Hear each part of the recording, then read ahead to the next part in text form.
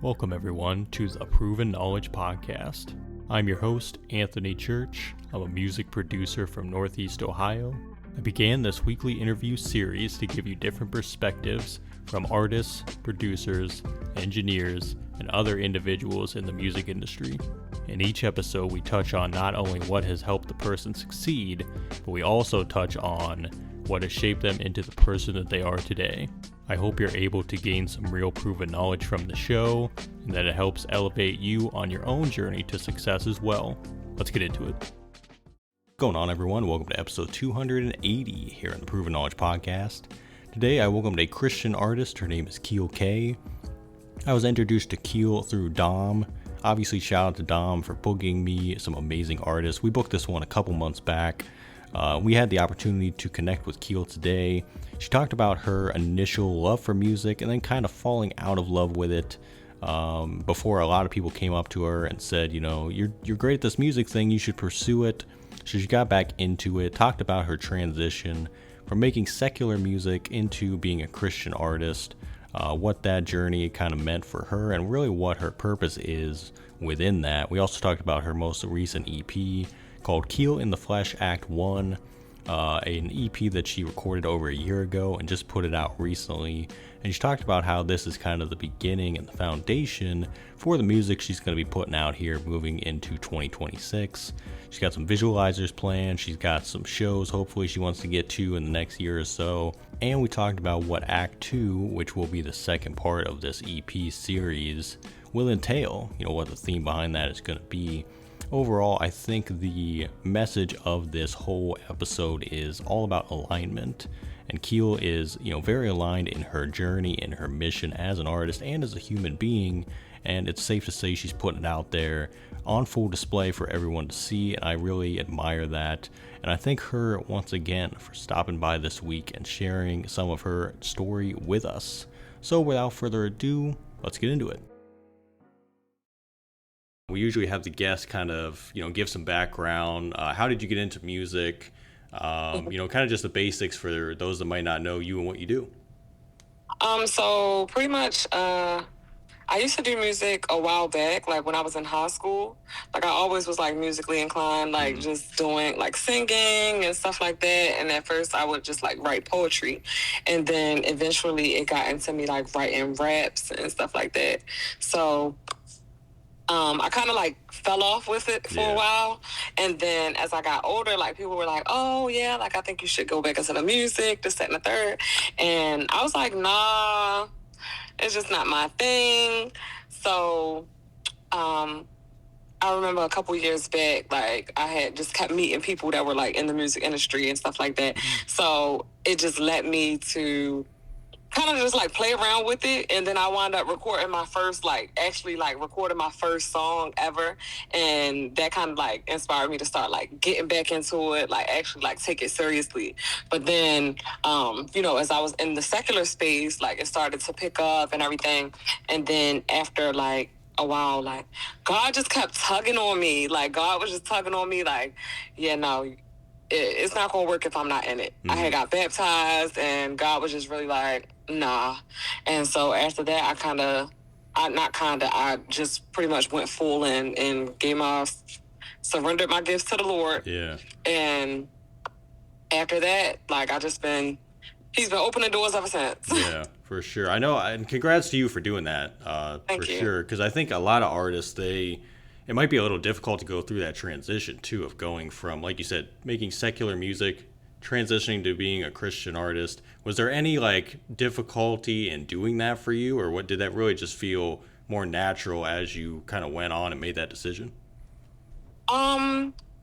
The only difficulty that I would say that I face is just like the imposter syndrome, because it's like I know that this is what God wants me to do. However, I just kind of like get in my head about it instead of just like creating, whereas before I could just put something out there, like it wasn't like pretty much no effort into it.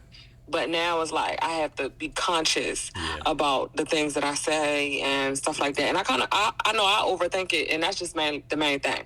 Because it wasn't like my supporters had an issue with it. They were ecstatic about it. They were in full support of everything that I had going on, just because they knew how bold and how strongly I felt about my faith.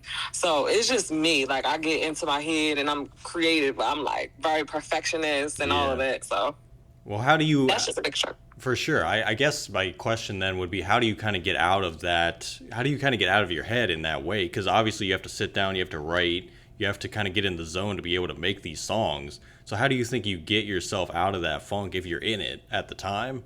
How does that work? So the main thing is just like, I just don't stop. Like, I'll just like try to do something each day, like, and constantly like stay in my word and just reminding myself like of who God says I am, and just staying in a posture of like surrender, and just knowing that I'm doing it with pure intentions.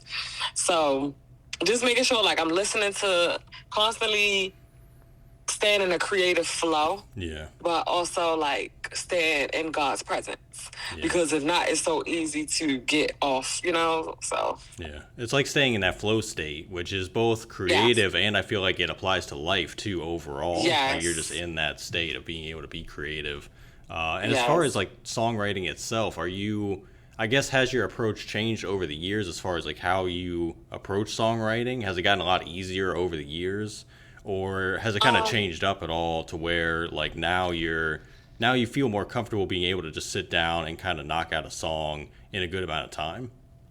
So when I'm in my mode, I'm in my mode. Like, I can knock them out. But when I'm not, like, it gets kind of hard. Like, when I just because of life, like, and I'll just get cluttered with all these different things. But it's pretty easy. I know for me personally, I have to actually like write. I'm talking about pen and paper. Okay. But with anything else, like, I can't go in my phone and do it in my notes. I'll jot down some things. I'll record some things. But I have to write. I have to write. Yeah. There's something different about being able to do that too, because I've heard some artists that it's something about putting the technology away for a minute and being able to kind of go back to doing things. It's so easy to get distracted. It's so easy to scroll, get distracted, and stuff like that. Because you have a notification come up on your phone, you're about to click on that, you know what I mean? Yes. And stop doing what you're doing. So, yeah, I feel that 100%. And you just put out I believe an EP like a couple weeks ago, maybe like a week and a half ago. Keal In The Flesh, Act 1, right? So the EP is actually a year old. Okay. It's a year old, yes. So you recorded it was on my birthday. So you recorded it a year ago then. So, yeah. Nice. Tell us about that. That was like, I knocked that out in probably like 4 days.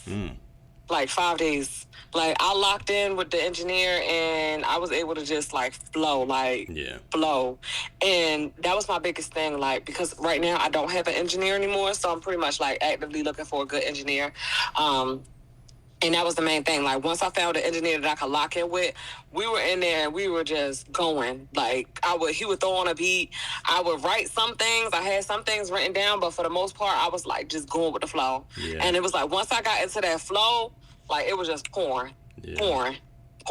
And pretty much all of those songs that I have on my EP, they got recorded, last August? And then I put it out September.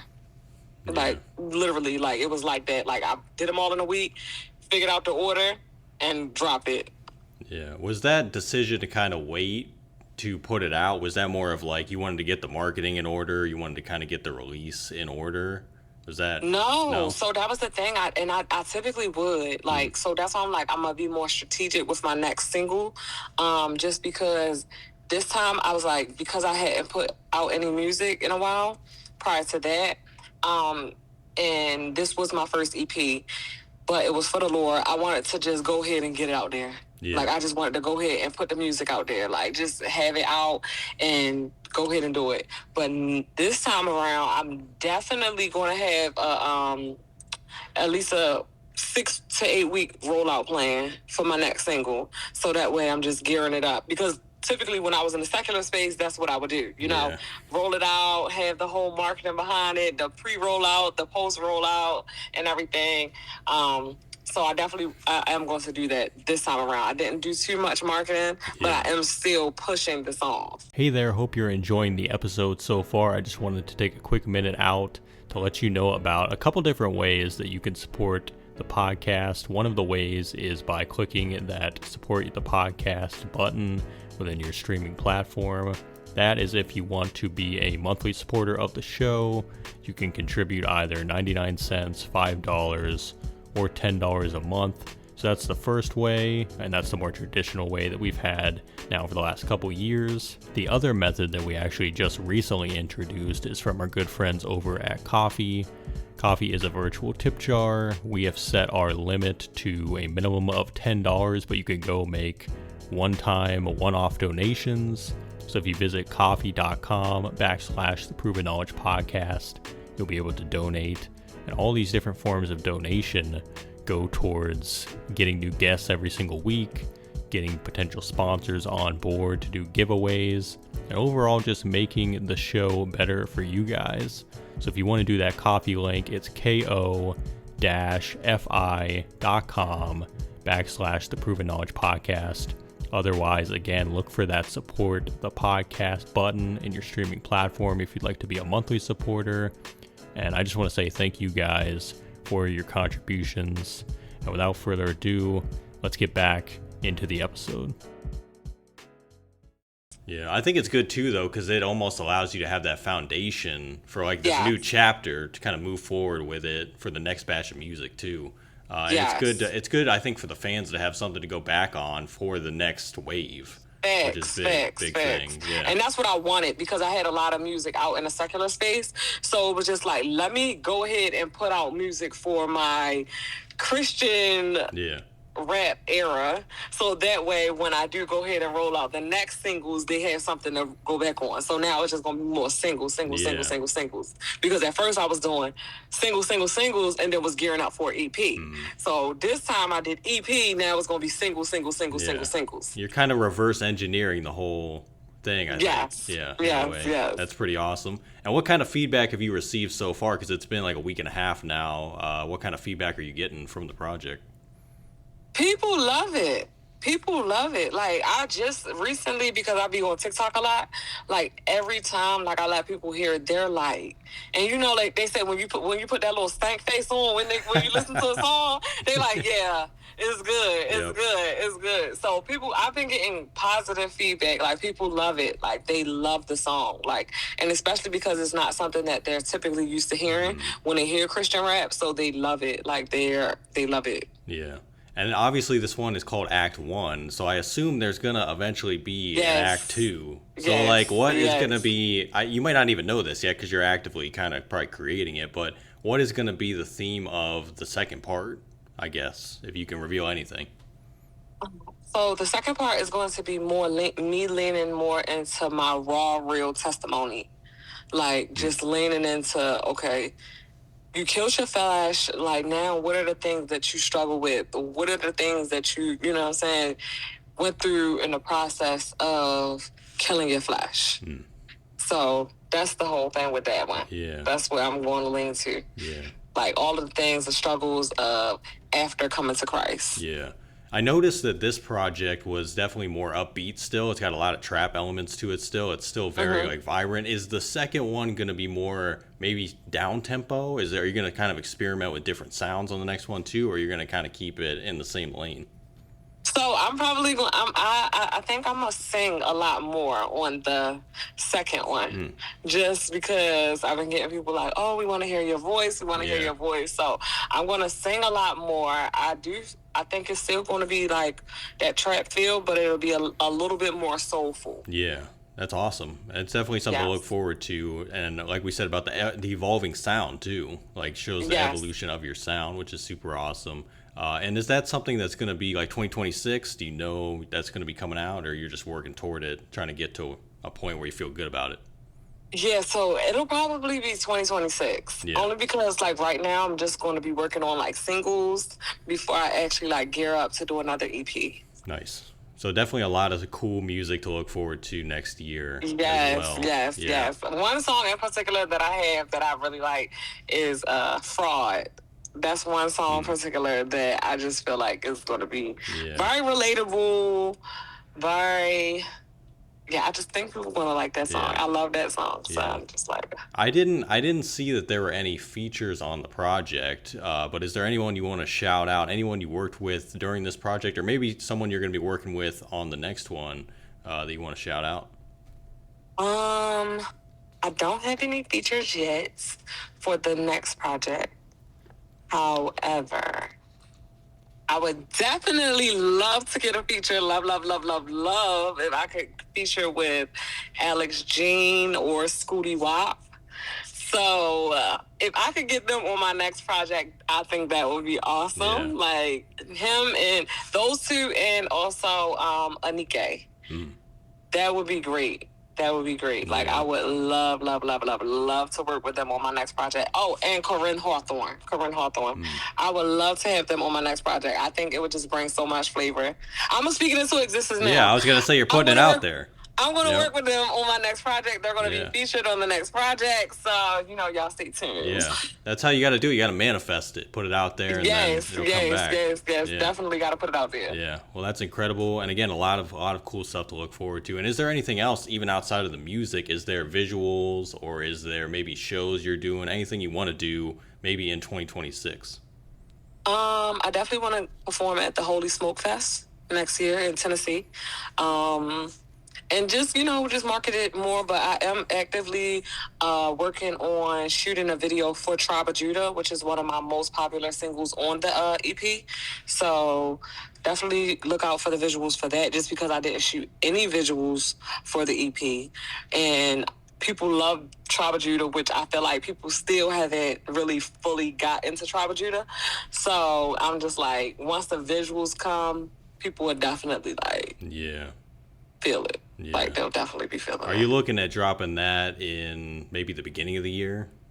It'll probably be sometime in November. Okay. Oh, so even before, next month maybe.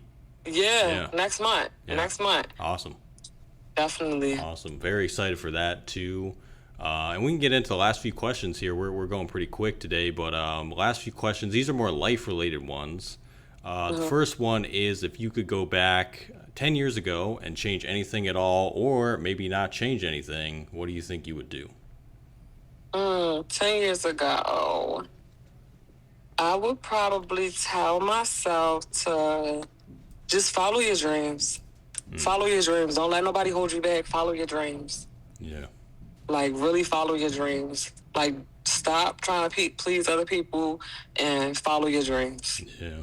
That's the only thing. I feel like the people pleasing part, that has to be learned with experience for sure. Because I think we all kind of get into that at one point or another. It's very freeing when you get away from that. Definitely. I feel like. Definitely. So, yeah. And if we flip that then and we say 10 years from now, where do you think you envision yourself in music and in life in general too? In music, I feel like my ministry would definitely be a lot larger. My reach would be a lot larger. And I'm talking about like touring schools, churches, colleges, even clubs, like reaching people and just having a whole brand behind myself, as far as like with Kingdom Collective. It's just like a little small group that I put together, like my Bible studies, having books, and just doing speaking engagements everywhere, just spreading the gospel, sharing my ministry, sharing my testimony, and God having an overflow of abundance for me with my talents. Yeah, that's just what I see. That's what I see. There's so many opportunities, so many ways the path could lead. So it's definitely exciting to think about. And do you have any final words of wisdom today for the listeners? My final words of wisdom would be to always put God first. Seek Him in anything, and just make sure that whatever you do, just confirm with God. Because if it doesn't align with your faith, your morale, your integrity, don't do it, because everything that looks good isn't good. But continue to strive to be a better person for you and for God, because at the end of the day, the only person that you need to please is God. Yeah. I feel like if there's a word that could kind of describe this episode, it might be alignment. That could be the word of the episode. Yes. For sure. Well, Keal, I gotta say again, thank you so much for stopping by today. I appreciate you for having me. For sure, and I'll be sure to tap in with all the new music coming up, and if you want to stop by again one day, we'll do a part 2 if you're down. Of course, whenever I'm about to drop my single or my EP, I'm definitely coming through. Absolutely. So I thank you. It was such a pleasure to have me on the show and to meet you. Like, I really appreciate this. Thanks everyone for listening today. That was episode 280. We'll be back this time next week. As always, hit that support button on your podcast streaming platform if you'd like to send us any funds. And feel free to leave us that 5-star rating if you enjoyed today's episode. So we'll see you next week. Thanks everyone.